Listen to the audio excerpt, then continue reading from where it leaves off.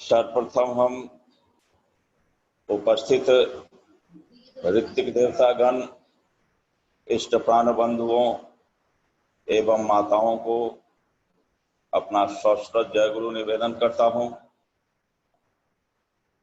यह भाद्र मास का जो यह सत्संग जागरण परिक्रमा चल रहा है, उसी क्रम में आज का जो कार्यक्रम है उसमें मुझे भी भाग लेने का सौभाग्य प्राप्त हुआ है। इसलिए आप सभी लोगों को मेरा अशेष धन्यवाद। आज का जो आलोच्य विषय है पूजा का तात्पर्य, यह अत्यंत गंभीर विषय है और अत्यंत ही व्यावहारिक विषय है। संपूर्ण भारतवर्ष में जो भी लोग धर्माचरण करने वाले हैं, धर्म से संबंध रख करके धर्म के पथ पर चलने वाले हैं, पूजा अर्चना उनके जीवन का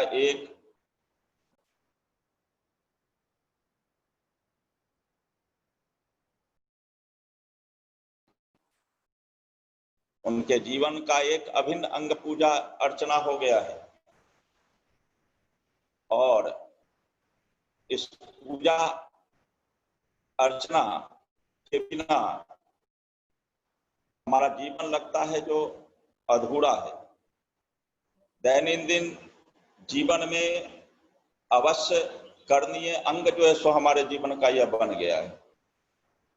यद्यपि भगवान कहाँ रहते हैं, देवी देवता कहाँ वास करते हैं, पृथ्वी पर है, आकाश में है या पाताल में है, इसका हमें भान नहीं होता, इसका ज्ञान हमें नहीं है। तथापि अपनी श्रद्धा और जो विश्वास हमारे भीतर है उसको लेकर के हम लोग प्रतिदिन उनकी आराधना करते हैं। अपने अपने भाव के अनुसार उनकी जो है सो कीर्तन भजन करते हैं, नैवेद्य अर्पण करते हैं, पूजा करते हैं, यह सब करते हैं। उनका स्मरण मनन करते हैं, उनका जो है सो सानिध्य प्राप्त करते हैं और उससे हमें संतोष प्राप्त होता है, उससे हमें शांति भी मिलती है। भारतवर्ष धर्म की भूमि है। हजारों हजार लाखों लाख मंदिर यहाँ उपस्थित बने हुए हैं। हजारों तीर्थ स्थानों में हजारों मंदिर की स्थापना है और हजारों मंदिर में लाखों देवी देवताओं की प्रतिष्ठा भी है और लाखों लाख लोग प्रतिदिन उनको नैवेद्य चढ़ाते हैं, अपने अपने भाव के मुताबिक पूजा करते हुए चलते हैं। इसके अतिरिक्त जो संभ्रांत परिवार हैं, व्यक्तिगत जो अपना घर बनाते हैं, उस घर में भी ठाकुर घर करके एक अलग जो है सो पूजा गृह बनाते हैं, उसमें भी देवता को स्थापित करते हैं। जिसका जो भाव है उसके मुताबिक अनेकों देवताओं को स्थापित करके उसमें भी पूजा करते हैं। जो अत्यंत आर्थिक रूप से जो है सो पिछड़ा हुआ जीवन जिसका है, वह व्यक्ति भी जिस घर में रहता है उसमें एक छोटा सा कोना में एक छोटा सा जगह अपने देवी देवता के लिए, भगवान के लिए बना ही लेता है और उसके मुताबिक वह उनकी आराधना और उनकी पूजा में वह जो है सो व्यस्त रहता है। उससे प्राप्ति क्या होती है यह तो कहना अत्यंत कठिन है, लेकिन अपने अपने भाव के मुताबिक सभी निश्चित रूप से उस पूजा में जो सो व्यस्त रहते हैं। पूजा का जो यह स्वरूप हमारे यहाँ समान है, उस पूजा के स्वरूप को देखने पर पता चलता है जो यह पूजा में अनुष्ठान ही मनुष्य के जीवन में प्रमुख हो गया है। पूजा का जो सार्थक स्वरूप है, पूजा के माध्यम से हमारे जीवन में क्या लाभ होना चाहिए, पूजा हमको किस तरह से करना चाहिए, यह पूजा का जो बाह्य स्वरूप है इससे वास्तव पूजा का क्या संबंध है, आदि आदि अनेक जो है सो प्रश्न इस संदर्भ में हमारे सामने उपस्थित होते हैं। श्री श्री ठाकुर जी युगावतार के रूप में, हम लोगों के आराध्य के रूप में आज के समय में हम लोगों के जीवन से जुड़े हुए हैं। तो श्री श्री ठाकुर जी के आलोक में ही आज मैं जो है सो इन सब चीजों के संदर्भ में जो है सो चर्चा करूंगा। अभी आप देख रहे हैं जो तथाकथित ही कहा जाए पूजा का जो स्वरूप हमारे देश में हर जगह विद्यमान है, उसमें मंदिर मस्जिदों में भीड़ लगती है, जहां तहां यज्ञ अनुष्ठान हजारों लाखों करोड़ों रुपया खर्च करके अनुष्ठान किया जाता है। उस अनुष्ठान में भी लोग व्यस्त रहते हैं, अनेक तरह से अपने अपने मन के मुताबिक सभी लोग जो है सो व्यस्त हैं। जीवन में उससे सार्थक लाभ होता क्या है, जीवन क्या उस पूजा के माध्यम से सार्थकता के पथ पर अग्रसर हो रहा है या नहीं, हमारा जीवन सुखमय शांतिमय आनंदमय हो रहा है या नहीं, इसका विचार करने का हमारे पास समय नहीं है। सबसे बड़ी चीज है, यदि पूजा सार्थक होती तो आज जो हम संपूर्ण व्यक्तिगत पारिवारिक जीवन से लेकर के जीवन का जो स्वरूप देख रहे हैं, चारों ओर हाहाकार, चित्कार, अंधकार, चारों ओर जो उच्छृंखलता, अनाचार जो दिखाई दे रही है, वह जो आज देखने के लिए नहीं मिलता।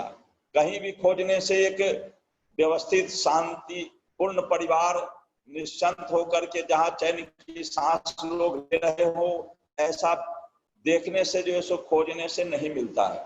इसीलिए लगता है जो हम कर रहे हैं अपने यहाँ हजारों वर्ष के अभ्यास से करते हुए चलते चले आ रहे हैं, जो हमारे संस्कृति का एक अभिन्न अंग भी भारतीय संस्कृति का हो गया है, उसको गौर से हमें विवेचना करना होगा, उसको हमको गहराई से चिंतन करके देखना होगा, जो आखिर इसमें हम कमजोरी कहाँ है, आखिर इसमें बीमारी कहाँ है, जो इतना सब चीज करने के बावजूद, इतना पूजा पाठ धार्मिक अनुष्ठान करने के बावजूद आज हमारे जीवन में उन्नति नहीं हो रही है। हमारा जीवन, हमारा परिवेश, हमारा परिवार, हमारा राष्ट्र आज शांति के पथ पर अग्रसर होते हुए नहीं दिखाई दे रहा है। सज्जनों, इसी जगह आवश्यकता होती है युगावतार की।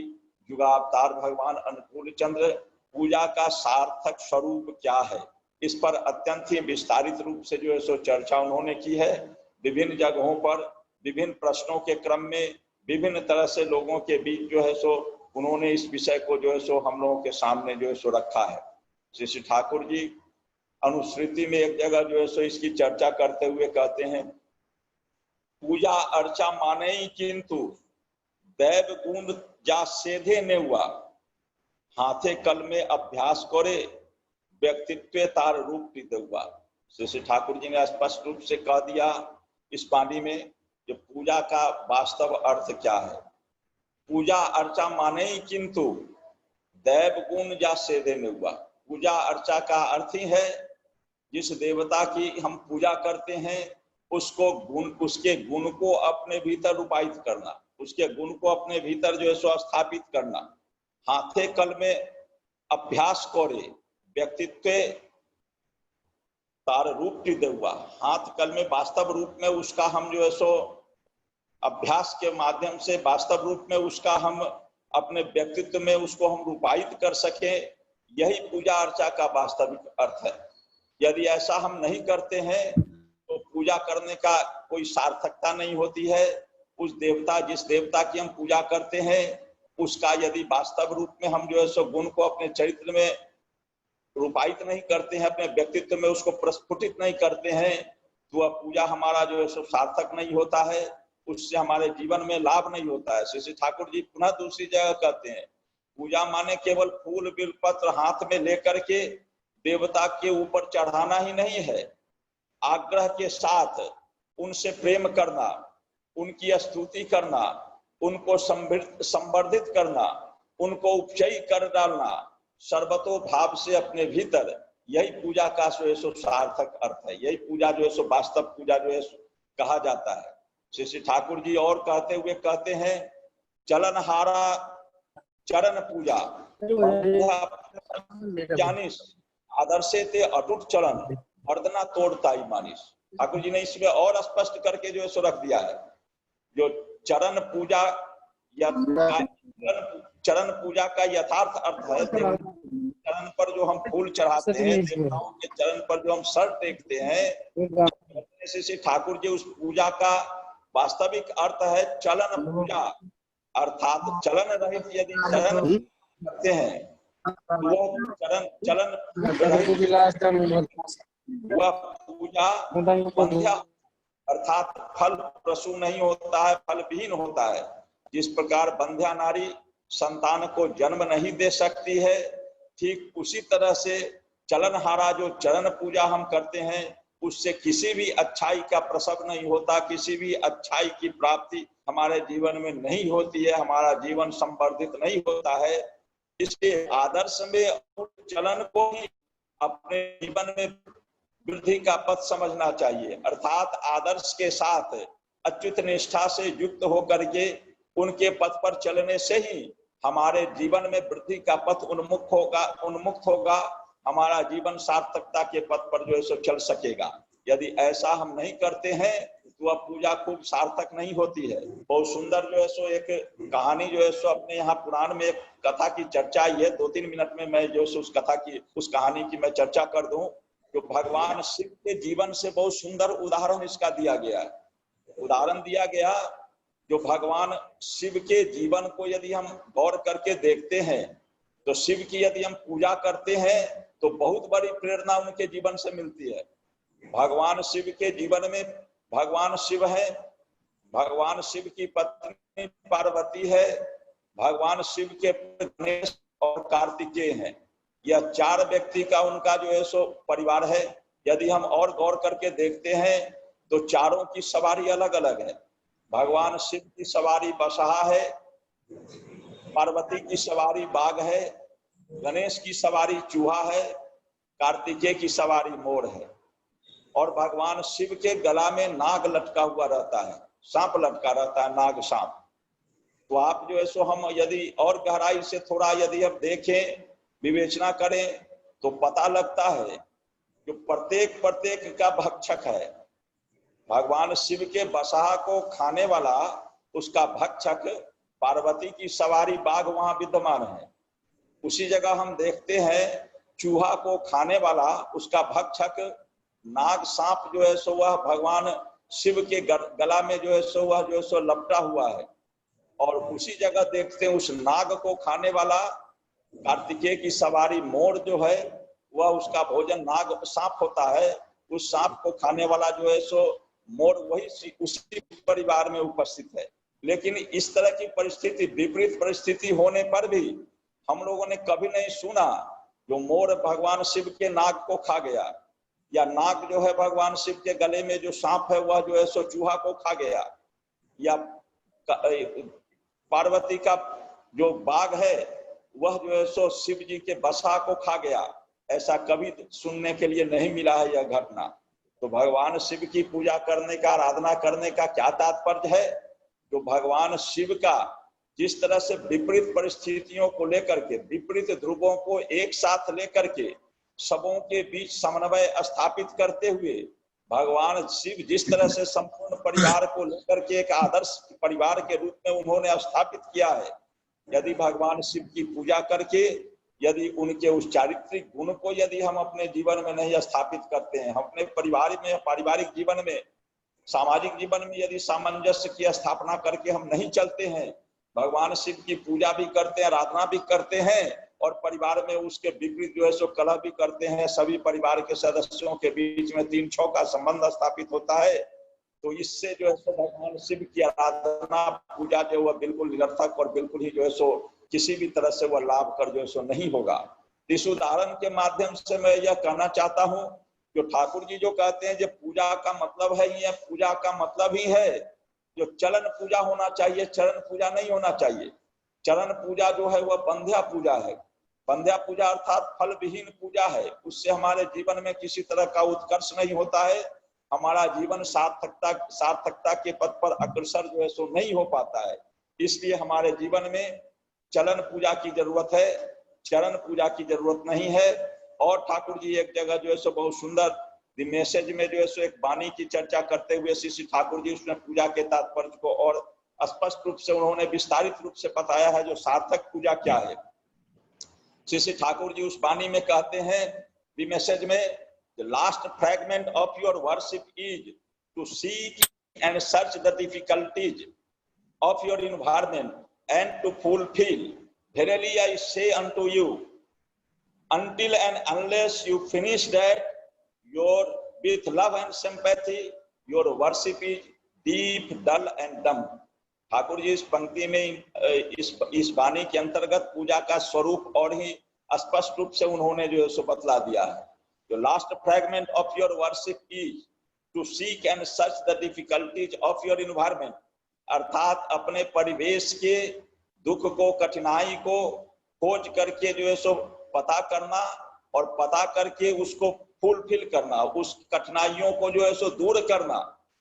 यह जो है सो पूजा की अंतिम इकाई, पूजा का अंतिम कण जो है, पूजा का अंतिम स्वरूप जो है, वह अंतिम इकाई जो है वह यही है, जो अपने परिवेश के लोगों की कठिनाई जो है उसको खोज करके पता करना और उस कठिनाइयों को दूर करना। श्री ठाकुर जी कहते हैं, verily I say unto you, मैं खास करके तुम्हें कहता हूं, जब तक कि तुम इस कार्य को नहीं करते हो, अर्थात परिवेश के कठिनाइयों को खोज कर उसे दूर नहीं करते हो, विथ लव एंड सिंपैथी, प्रेम और सहानुभूति के साथ, तब तक तुम्हारी पूजा जो है, वह तुम्हारा पूजा जो है वह जो है सो डीप है, बहरा है, वह मंद है और वह जो है सो डम्ब है, गुंगा है, अर्थात कर्ण विहीन है तुम्हारा पूजा।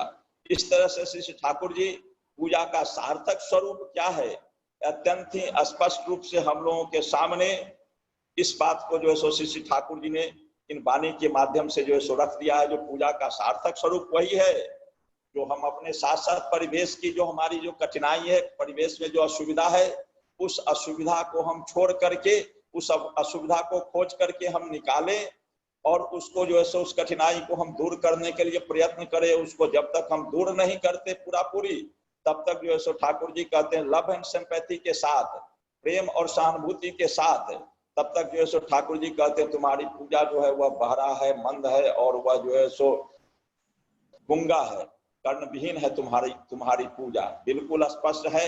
आज जो पूजा की तथाकथित धारणा है और जो प्रचलन हमारे समाज में है, जो मंदिर में कुछ फूल बेलपत्र जो है सो चढ़ा देते हैं, कुछ जो है सो नैवेद्य चढ़ा देते हैं और चढ़ा करके हम काफी प्रफुल्लित रहते हैं, जो हमने तो पूजा कर लिया।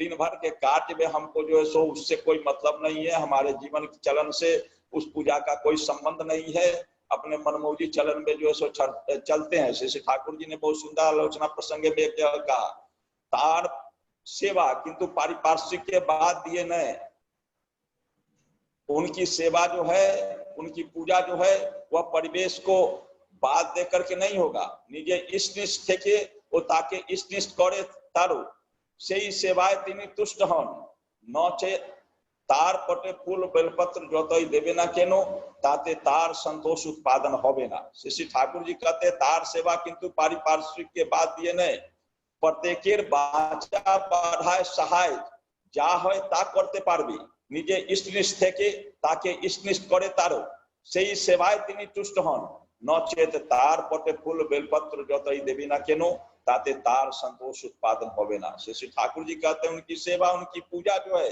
वह परिवेश को बात दे करके नहीं है, वह जो है सो जहां तक संभव हो परिवेश की सहायता करनी चाहिए। उनके पैर पर हम फूल बेलपत्र जितना भी हम क्यों न दें, यदि स्वयं इष्टनिष्ठ होकर के परिवेश को इष्टनिष्ठ हम नहीं बनाते हैं तो उस फूल बेलपत्र जितना भी चढ़ाने से उनको संतोष उत्पादन नहीं होता है और वह पूजा हमारा जो है सो सार्थक नहीं होता है। इसलिए सार्थक पूजा का अर्थ है जो हम जो है सो परिवेश के दुख और असुविधा को हम जो है सो दूर करें अपने लव और सिंपैथी के साथ, और उसको उन्नति के पथ पर इष्ट से युक्त करके उन्नति के पथ पर हम उनको लेकर के चले, तभी जो है सो वह सार्थक पूजा जो है सो हो सकती है। श्री ठाकुर जी से बहुत सुंदर एक व्यक्ति आलोचना प्रसंगे 7वां खंड में प्रश्न किया है। एक ब्राह्मण है, ब्राह्मण व्यक्ति जो है सो श्री ठाकुर जी से पूजा प्रश्न करता है, पूजा अर्चा आदि को छोड़कर कुछ भी चीज में शांति नहीं पाता। श्री ठाकुर जी से वह ब्राह्मण आकर के प्रश्न करता है, जो पूजा अर्चा को छोड़कर कुछ भी चीज में मुझे शांति नहीं मिलती है। श्री ठाकुर जी उसको जवाब देते हैं, पूजा का माने होता है संवर्धना। केवल एकांत में मूर्ति या पट के सामने केवल फूल बेलपत्र चढ़ा करके मंत्र पाठ करने से पूजा नहीं होता है। गुरु एवं गण अर्थात गुरु एवं पारिपार्श्विक का वास्तव संवर्धना जिससे होता है वही सार्थक पूजा होता है, वही करना चाहिए। स्पष्ट रूप से इसमें भी ठाकुर जी सार्थक पूजा का स्वरूप बतलाते हैं। गुरु और गण की संवर्धना जिससे हो, अर्थात गुरु भी तृप्त हो, गुरु की भी सेवा हो, और गण अर्थात पारिपार्श्विक की भी सेवा जो है सो जिस पूजा में के माध्यम से हो, वही पूजा वही कर्म जो है सो सार्थक पूजा जो है सो कहलाता है। श्री ठाकुर जी से इसी तरह से प्रश्न करने वाले एक जो है सो बिहार के वेलफेयर डेवलपमेंट ऑफिसर थे जो ICS थे उस समय में। उन्होंने श्री ठाकुर जी के निकट आकर के लंबे समय तक अनेक बिंदुओं को लेकर के जिज्ञासा की और चर्चा जो है सो श्री ठाकुर जी से कर रहे थे। चर्चा के क्रम में उन्होंने जो है सो एक जगह जो है सो वे कहते हैं, जो हम लोग कभी कभी जो है सो ट्रेन में यात्रा करते हैं, कभी हवाई जहाज पर यात्रा करते हैं, कभी हमें विदेश में रहने की जरूरत होती है। ऐसे परिस्थिति में पूजा अर्चना के लिए तो समय जो है सो नहीं मिल पाता है। ऐसी परिस्थिति में भगवान को प्राप्त करने की में कैसे सुविधा हो सकेगी। श्री ठाकुर जी ने बहुत स्पष्ट रूप से कहा, पूजा माने हुआ संवर्धना, संवर्धना हुआ। मैं आपका पूजा करता हूं, इसका अर्थ है आपकी गुण चिंता करता हूं, नित्य अनुशीलन के माध्यम से गुणों को चरित्रगत करने की चेष्टा करता हूं, अपने भीतर उसे संवर्धित करता हूं। यही निष्ठा है। वह ट्रेन में बैठ करके भी हो सकता है, घर में भी बैठ करके हो सकता है। और अष्टक पाठ का अर्थ ही है गुणों का वर्णन करना, और वह केवल मुंह से वर्णन करने से ही नहीं होगा, बल्कि प्रतिदिन के अभ्यास एवं अनुशीलन द्वारा उन गुणों को चरित्र में मूर्त करना होगा, उन गुणों को चरित्र में रूपायित करना होगा। यही अष्टक पाठ करने का और पूजा करने का वास्तव जो है सो अर्थ है। अर्थात पूजा का वास्तव स्वरूप यही है, जो इष्ट को हम जो है सो केंद्र करके और जहां कहीं भी रहे हम जो है सो उनका मनन स्मरण करें, और स्मरण और मनन केवल मौखिक रूप से करके ही जो है सो नहीं रहे, उनकी गुण चर्चा जो है सो उनका अष्टक पाठ करते हैं, उनकी गुण चर्चा करते हैं। उस गुण को हम चरित्र में रूपायित करें, अपने जीवन में हम जो है सो अपने वैशिष्ट के मुताबिक हम उसको प्रस्फुटित करें, अपने चाल चलन व्यवहार में जो है सो प्रस्फुटित करें, तभी वह जो है सो सार्थक पूजा होगी। अगर ऐसा हम जो है सो नहीं करते हैं तो हम केवल जो है सो पूजा करने से जो है सो हमको जो है सो कोई बेसी लाभ जो है सो नहीं हो सकेगा। इसीलिए सार्थक पूजा के लिए जीवन में जरूरत है जो हम जो है सो उनको अपने जीवन में जो है सो लेकर के चलें, उनको अपने जीवन में हम जो है सो रूपायित करके जो है सो चलें। उनके गुण को हम अपने जीवन में रूपायित यदि नहीं करेंगे तो हम जो है सो सार्थक पूजा हमारे जीवन में जो है सो नहीं हो सकेगी। सज्जनों, एक बहुत ही सुंदर जो है सो श्लोक जो है सो हमारे यहाँ शास्त्र में आया है। इस श्लोक की चर्चा ठाकुर जी भी किए हैं पूजा के संदर्भ में। पूजा को उसमें 4 भागों में जो है सो पूजा को बांटा गया है। मैं उस पर चर्चा करूंगा। श्लोक में जो है सो अभी सुना दूं, जिस श्लोक के अंतर्गत आया है, उत्तमो ब्रह्म सद्भाव ध्यान भावश्च मध्यम अधमो तपो जपश्च बाह्य पूजा अधमा अधमम।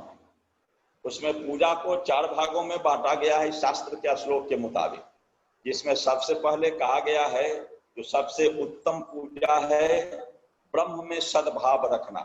मैं आऊंगा थोड़ा सा इसकी चर्चा में। उसके पहले कुछ एक बिंदुओं की मैं और चर्चा करना चाहूंगा। मध्यम पूजा माना गया है ध्यान के माध्यम से उनकी उपासना करना, यह जो है सो मध्यम श्रेणी की पूजा माना गया। और अधम पूजा माना गया है, अधम है फिर भी वह पूजा की श्रेणी में रखा गया है।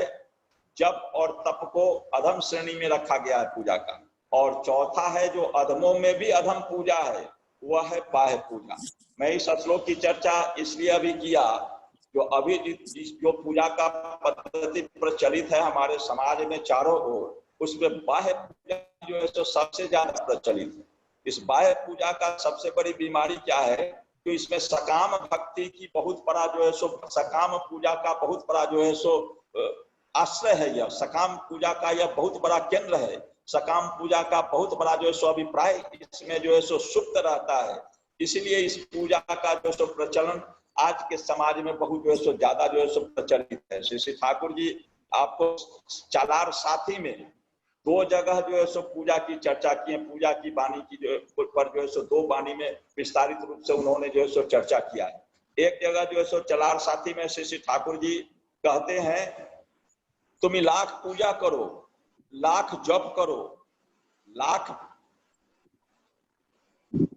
ध्यान करो, तुम यदि तुम्हार इष्ट व आदर्शे एमंतर भावे आसक्त ना होते पारो, जहाते तिनी सर्व प्रकारे, जहाते तिनी सर्व प्रकारे तुम्हार स्वार्थ हैया उठेन, तत्क्षण पर्यंत कोई पूजा जप ध्यान तुम्हार प्रयोजन के पूर्ण भावे सिद्ध करिया, वास्तवे चरित्र के चालना करिया, जीवन यश और वृद्धि ते न्यस्तई करते पारवे ना। चलार साथी में वाणी संख्या 92 में ठाकुर जी इसकी चर्चा करते हैं। इस वाणी में श्री ठाकुर जी चर्चा करते हुए कहते हैं, तुम लाख पूजा करो, लाख बार जप करो, लाख बार ध्यान ही क्यों न करो, तुम अपने इष्ट व आदर्श में यदि इस तरह से नहीं आसक्त हो उठे हो जिससे कि वे तुम्हारे सर्व प्रकार से स्वार्थ हो उठे, यदि इस तरह से तुम आसक्त नहीं हो उठे हो, तब तक वह पूजा, वह जप, वह ध्यान तुम्हारे प्रयोजन को पूर्ण रूप से सिद्ध करके वास्तव में चरित्र में संचारित होकर जीवन यश एवं वृद्धि में न्यस्त नहीं कर सकेगा। श्री ठाकुर जी ने स्पष्ट रूप से कहा है, जो आदर्श यदि तुम्हारा जो है सो जिस सब प्रकार से यदि तुम्हारे स्वार्थ नहीं हो उठे, आदर्श की तृप्ति, आदर्श की जो है सो के प्रति जो है सो तुम्हारा टान यदि जीवन सर्वस्व नहीं हो सके, तो श्री ठाकुर जी कहते तुम लाख पूजा करो, लाख जप करो, लाख जो है सो तुम जो है सो ध्यान ही करो, वह जो है सो तुम्हारे जीवन को जीवन यश और वृद्धि में न्यस्त नहीं कर सकेगा, अर्थात तुम्हारे जीवन को सार्थकता के पथ पर जो है सो नहीं ले चल सकेगा। दूसरी जगह श्री ठाकुर जी फिर जो है सो उसी चलार साथी में एक वाणी की चर्चा करते हैं, जप करते छो, पूजा करते छो, अथच तुम्हार सहज बोध ज्ञानेर उद्दीपना व हित परायणता उद्दीप्त होते छे ना, निश्चय बुझियो जहाँ के जप करते छे तहार चिंता होइया तुमी कमई व्यापृत आछे, आर जहार पूजा करते छे तिनी तुम्हार मोटेई स्वार्थ होइया उठे नाई, ताई तहार हित उ तहा के लैया तुम्हार पारिपार्श्विकेर एवं तहार जीवन यश पुष्टि तुष्टि वृद्धि करिया, हिते पर्यावसित करार धंधा व प्रयोजन तुम्हां के व्यस्त करिया तो ले नाई। श्री ठाकुर जी ने इस बारे में भी स्पष्ट कहा है, तहा है ले तुम्हार इमंतर जप को पूजा तुम्हार की करते पारवे। श्री ठाकुर जी ने स्पष्ट रूप से इस वाणी में भी कहा है, तुम जो जप करते हो या पूजा करते हो, फिर भी तुम्हारे भीतर सहज बोध एवं ज्ञान की उद्दीपना या हित परायणता उद्दीप्त नहीं हो रहा है, तो इसका अर्थ है तुम निश्चित रूप से समझो कि तुम उनकी चिंता को लेकर के व्यापृत नहीं हो, व्यस्त नहीं हो, और जिनकी तुम पूजा करते हो वे तुम्हारे स्वार्थ में बिल्कुल नहीं जग उठे हुए, वे तुम्हारे स्वार्थ बिल्कुल नहीं बन उठे हैं, इसीलिए उनका हित एवं उनको लेकर तुम्हारे पारिपार्श्विक के एवं उनके जीवन यश पुष्टि तुष्टि एवं वृद्धि करते हुए मंगल में पर्यावसित करने का धंधा या प्रयोजन तुम्हें व्यस्त नहीं किया है। ऐसा होने से तुम्हारा इस तरह का जप और पूजा तुम्हारा क्या कर सकता है। श्री ठाकुर जी ने इन वाणियों में बिल्कुल स्पष्ट रूप से पूजा का स्वरूप का उन्होंने जो है सो चर्चा किया है, और वह पूजा का जिस स्वरूप की श्री ठाकुर जी चर्चा करते हैं वही जो है सो सार्थक पूजा है, वही सार्थक पूजा है। इसी पूजा के माध्यम से हमारा जीवन जो है सो सार्थक हो सकता है, इसी पूजा के माध्यम से हम जीवन में जो है सो सफल हो सकते हैं। अब थोड़ी सी मैं चर्चा करना चाहूंगा उस श्लोक के संदर्भ में जिसमें कहा गया है शास्त्र में, उत्तमो ब्रह्म सद्भाव, अर्थात ब्रह्म में सद्भाव को रखना, उनके प्रति अनुराग को रखना, भक्ति को रखना, श्रद्धा को रखना, यह सबसे उत्तम पूजा का स्वरूप माना गया है। श्री ठाकुर जी से पूछा गया है यह ब्रह्म सद्भाव का माने क्या होता है, ब्रह्म सद्भाव का माने जो है सो क्या होता है। यह पूजा का जो स्वरूप जो है सो माना गया है, सार्थक पूजा इसको जो सो माना गया है, यह क्या है ब्रह्म सद्भाव। श्री ठाकुर जी उस जगह कहते हैं, आलोचना प्रसंग 14वां खंड में इसकी चर्चा ही है। श्री ठाकुर जी कहते हैं ब्रह्म माने वृद्धि, केवल वृद्धि होने से ही नहीं होगा, वह सुकेंद्रिक होना चाहिए, सत में सार्थक होना चाहिए, अर्थात जो कुछ भी करें वह सत्तानुकूल होना चाहिए। सब कुछ ब्रह्म है, वृष्टा चंदन भी को बराबर समझकर कदाचार करना नहीं चल सकता है, अर्थात सभी ब्रह्म है यह सोच करके विष्टा को हम चंदन के समान समझे और चंदन को हम विष्टा के समान समझे, दोनों को समान रूप से हम समझे और इस तरह से हम जो है सो सदाचार के खिलाफ जो है सो काट करें, कदाचार करें। श्री ठाकुर जी कहते हैं ऐसा नहीं चल सकता है।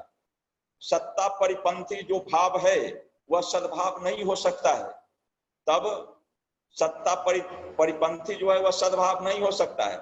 जैसे विष्टा खा रहे हैं और सदाचार नहीं मानते हैं, ब्रह्म ज्ञान का दुहाई देकर, इस तरह नहीं होना चाहिए, इस तरह से जो सो नहीं होता है। श्री ठाकुर जी ने इसमें स्पष्ट रूप से कहा कि ब्रह्म सद्भाव का मतलब है जो सत्ता पोषणी जो भाव है, वृद्धि के पथ पर चलने का जो भाव है, उस भाव को हम अपने जो है सो अपने भीतर रूपायित करें।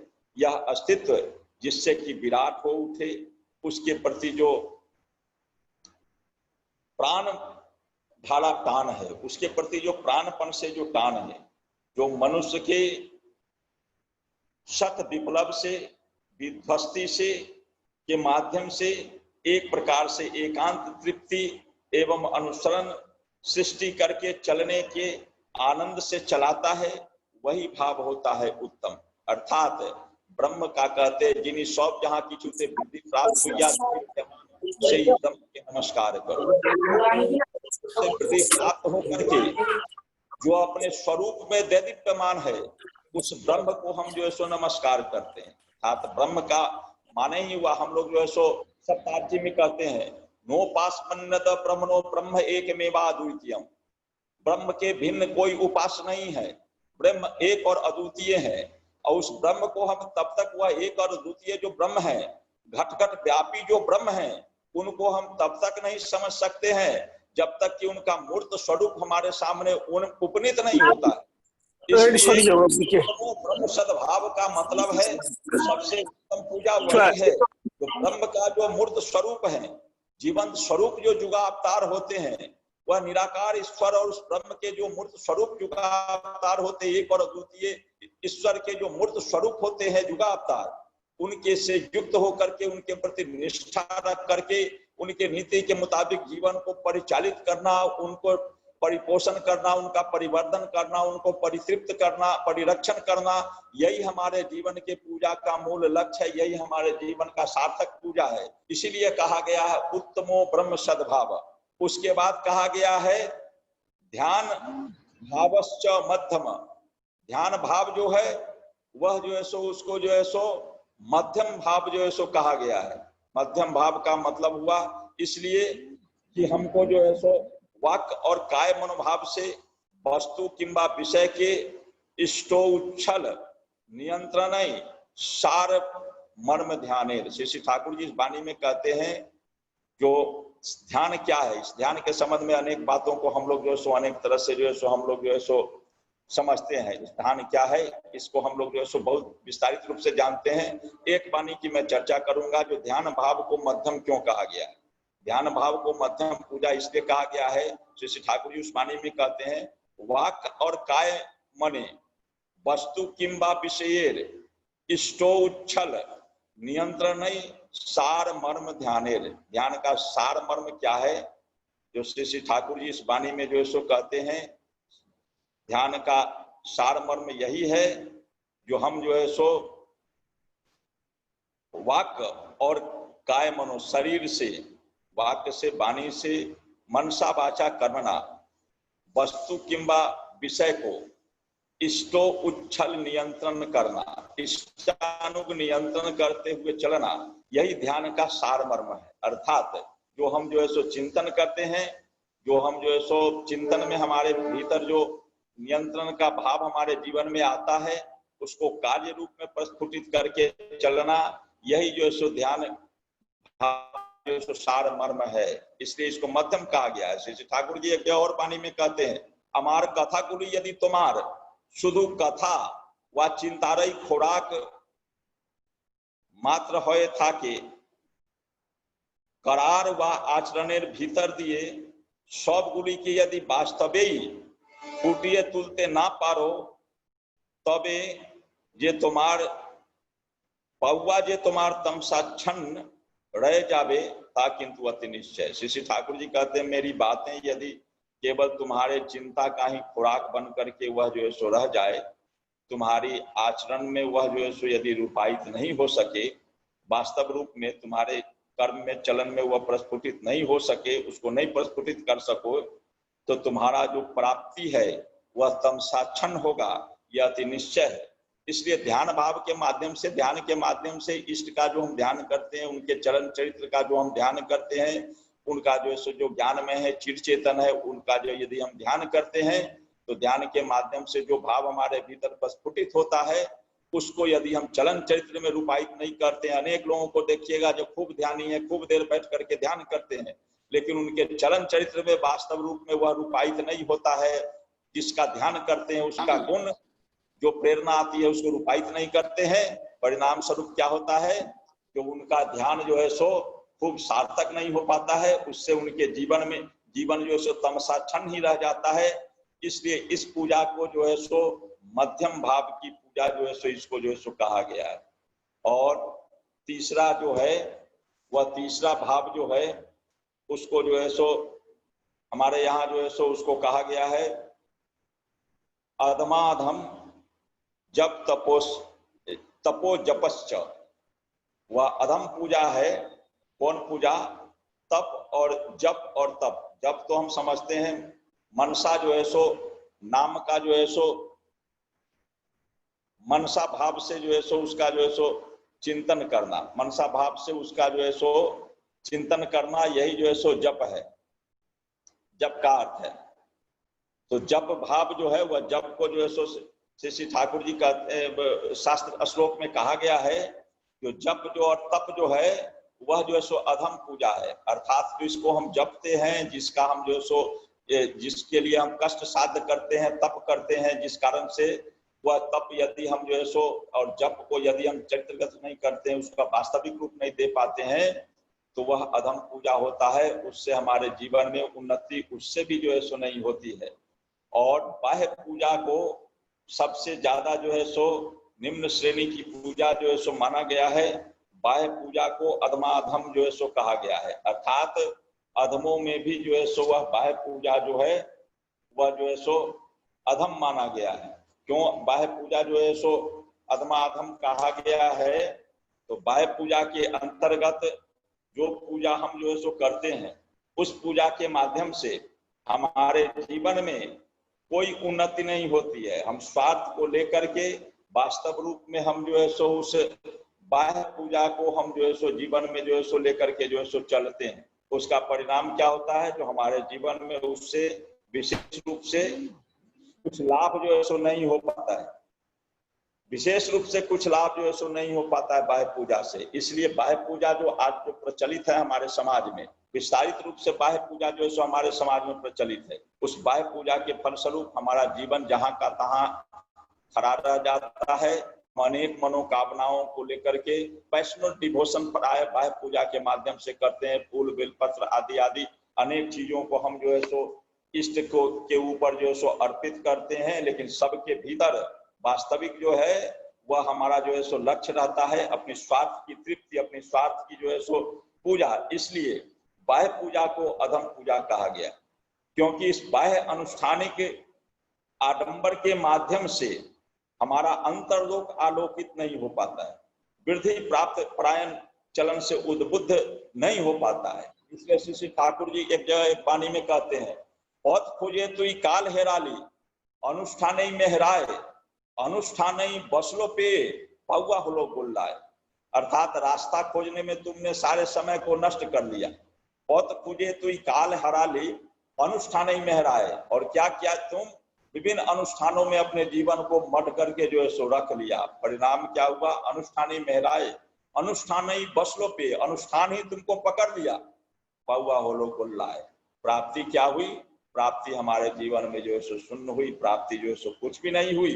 इसलिए बाह्य पूजा के माध्यम से हमारे जीवन में हमारा अंतर जो है आलोकित हो करके वह वृद्धि परायण चलन में उद्बुद्ध नहीं हो पाता है।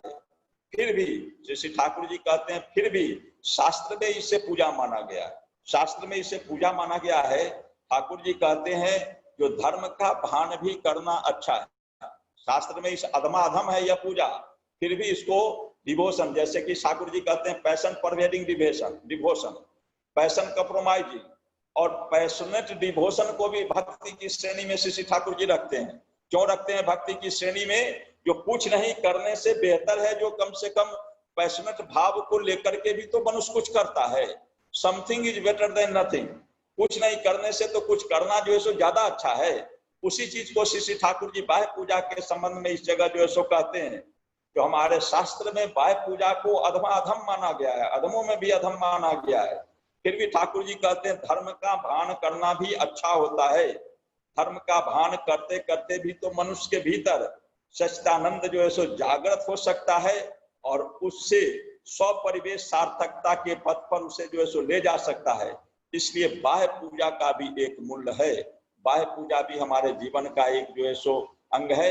बाह्य पूजा भी हमको जो है सो करना चाहिए। यदि जब तक कि हम सार्थक पूजा को नहीं समझते हैं तब तक जो है सो भान के रूप में, नकल के रूप में हम बाह्य पूजा का भी अनुष्ठान करते हैं, तो उसके माध्यम से हमारे जीवन में धीरे धीरे धीरे धीरे सार्थक पूजा की ओर हम अपने जीवन में जो है सो चल सकते हैं, बढ़ सकते हैं। श्री ठाकुर जी से प्रश्न किया गया, बहुत जगह पूजा अर्चना लोग कर लेते हैं, पूजा अर्चना कर लेते हैं, उसके बाद कुछ नहीं करते हैं, निश्चिंत होकर के बैठ जाते हैं। उससे क्या होता है? उससे क्या कोई लाभ होता है? श्री ठाकुर जी कहते हैं केवल उतना ही सब कुछ नहीं है, फिर भी मंदिर भालो है। अर्थात खराब में जो अच्छा होना चाहिए वह बाह्य पूजा, वह जो पूजा अर्चना जो लोग करते हैं बाह्य रूप से, वह जो सो मंदिर भालो है। मात्र उससे ही समाज उन्नत मुखर नहीं हो सकता है, उन्नति के पथ पर नहीं चल सकता है। जिस देव देवी की अनुष्ठानिक पूजा की जाती है वे जिस गुण और शक्ति के प्रतीक हैं, शक्ति भक्ति सहित यथार्थ रूप में उस गुण और शक्ति का अनुशीलन करना है। उसके लिए आचरण सिद्ध गुरु मनुष्य के जीवन में होना चाहिए और गुरु निष्ठा होनी चाहिए। इसलिए श्री ठाकुर जी वाणी में कहते हैं, देव देवी तोड़ थाक न जतई, इष्टे यदि एक न होल, की फल ताते होबे रे तोड़, सबई ये तो व्यर्थ गेल। श्री ठाकुर जी ने स्पष्ट रूप से कहा है जो इसके लिए गुरु निष्ठा चाहिए। जब तक गुरु निष्ठा नहीं होगा तब तक अनुष्ठानिक पूजा का जो है सो लाभ हमारे जीवन में नहीं प्राप्त होता है। इसलिए गुरु निष्ठा होनी चाहिए। इसलिए जितने भी हम देवी देवता की हम पूजा क्यों न करें, वैसे हमारे जीवन में कितने भी देवी देवता क्यों न हो, इष्ट यदि मनुष्य के जीवन में एक नहीं हो और इष्ट के प्रति अच्युत निष्ठा यदि मनुष्य के जीवन में नहीं है, तो ठाकुर जी कहते हैं उससे क्या फल होगा तुमको? सब तुम्हारा जो व्यर्थ चला जाएगा। इसलिए सज्जनों, सार्थक पूजा का अर्थ है, सार्थक पूजा का अर्थ है जीवन में इष्ट को पकड़ करके, इष्ट को हम उपासना की वेदी पर स्थापित करके उनके मुताबिक हम जो है सो अपने जीवन को नियंत्रित करते हुए चले। इसी के माध्यम से हमारे जीवन में सार्थक पूजा होगा। अब मैं एक जो है सो उद्धृति को और जो है सो यहाँ पर जो है सो उपस्थापित करके हम वाणी को जो है सो शेष करेंगे। श्री ठाकुर जी, यह विषय अत्यंत विस्तारित है। श्री ठाकुर जी ने अनेकों जगह अनेक तरह से इस पर जो है सो चर्चा की है।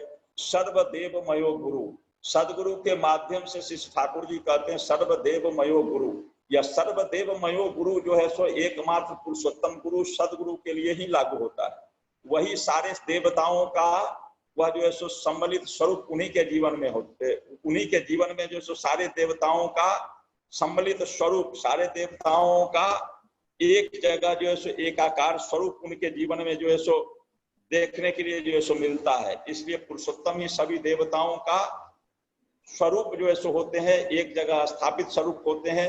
सर्व देवतार, इसलिए उनकी वाणी है श्री ठाकुर जी की, सर्व देवतार समाहारे पुरुषोत्तमेर सृष्टि नर रूपे धराए ऐसे कौरन धृति विष्टि। सर्व देवता के गुण को का समाहित रहता है एकमात्र पुरुषोत्तम में ही। इसलिए ऐसे पुरुषोत्तम के लिए कहते हैं श्री ठाकुर जी सर्वदेवमयो गुरु। उनको सर्वदेवमयो गुरु के रूप में जो है सो उसी पुरुषोत्तम को संबोधित किया गया है। अर्थात सदगुरु के माध्यम से हम लोग समस्त देवता को बोध करते हैं। इसीलिए गुरुकरण नहीं करने से पूजा का व्यर्थ होता है। फिर भी 9 मामा से काना मामा ज्यादा अच्छा है। ठाकुर जी ने कहा जिसको कोई मामा नहीं है उसको अगर काना मामा भी अगर मिल जाए तो वह उससे बेहतर है। अर्थात मंदिर भालो, something is better than nothing. इसी को श्री ठाकुर जी कहते हैं ना मामा से हाँ मामा जो है सो, काना मामा जो है सो कहीं जो है सो बेहतर है, कहीं जो है सो अच्छा है। इसीलिए श्री ठाकुर जी ने कहा है जो सर्वदेवमयो गुरु का माने है व्यक्ति विश्वास, अनुराग मुखर, नैष्ठिक अनुष्ठान का भी। इसीलिए श्री ठाकुर जी कहते हैं जो व्यक्ति के जीवन में यदि जो है सो विश्वास हो, अनुराग मुखर, नैष्ठिक अनुष्ठान भी यदि वह व्यक्ति जो है सो करता है तो उसका भी मूल्य है। इससे रास्ता खुला रहता है। सदगुरु नहीं मिलने पर भी वह जो है सो सिद्ध गुरु के माध्यम से शरणापन्न होकर के एक दिन वह सदगुरु को वह जो सो प्राप्त कर सकता है। इसलिए जो सो सदगुरु जब मिल जाए तब सर्वदेवमयो गुरु होते हैं। अन्यथा उसके पहले मनुष्य जहां अपनी श्रद्धा को निरूपित करके यदि निष्ठा के साथ यदि जो है सो उस गुरु के माध्यम से प्रेरणा पा करके चलता है तो वह something is better than nothing, मंदिर भालो है, इसमें कोई संदेह नहीं। प्रश्न किया गया ठाकुर जी से प्रश्न किया गया है पूजा के संबंध में, जो पूजा से क्या लाभ है, पूजा से क्या लाभ है। श्री ठाकुर जी कहते हैं महाजन के निर्दिष्ट पथ पर चलने से हम लोगों का जीवन जो है वह महत् पथ पर अग्रसर होता है। महाजन के प्रति श्रद्धा एवं उनके अनुसरण के द्वारा हमारा चरित्र, चलन और मन उसी तरह से उसी में न्यस्त होता है, उसी तरह से बनता है। आध्यात्मिक जीवन इसी से आरंभ होता है।